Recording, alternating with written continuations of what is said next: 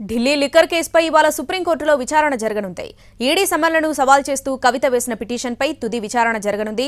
అభిషేక్ బెనర్జీ, నళిని చిదంబరం, కవిత కేసులను ఉమ్మడిగా విచారించనుంది సుప్రీంకోర్టు.